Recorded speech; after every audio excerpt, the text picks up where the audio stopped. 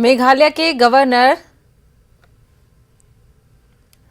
तो आपको बता दें कि मेघालय के गवर्नर सत्यपाल मलिक ने मरकजी हुकूमत का यह फैसला देर आए दुरुस्त आए मुसद्दाक है। उन्होंने कहा कि मैं पीएम मोदी को मुबारकबाद देना चाहता हूं। उम्मीद है कि किसानों के दीगर मसाइल भी हल किए जाएंगे। मलिक ने कहा कि किसान काबिल तारीफ हैं। इतनी तवील तहरीक पुरअमन जारी रही। किसानों ने मौसम की सख्ती को भी बर्दाश्त किया। राज्यपाल सत्यपाल मलिक हैं। सर, आप लगातार किसानों की बात रखते रहे हैं। आज बड़ी घोषणा हुई है, प्रधानमंत्री मोदी ने तीनों कृषि कानूनों को वापस लेने की बात कही है।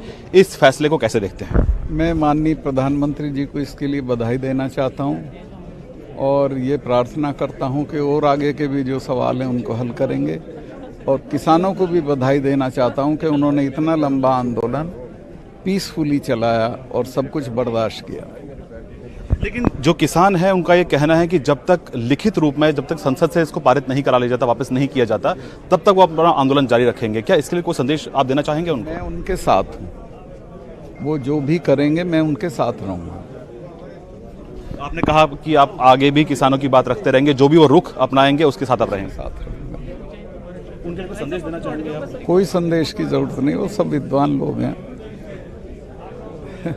कुछ विपक्षी पार्टियां टाइमिंग को लेकर सवाल उठा रही हैं कि क्योंकि चुनाव होने वाले हैं, उससे ठीक पहले ये फैसला लिया गया। क्या इसको आप देखते हैं टाइमिंग? इस सब में नहीं पढ़ूंगा। देर आए दुरुस्त आए, जब भी लिया गया अच्छा हुआ।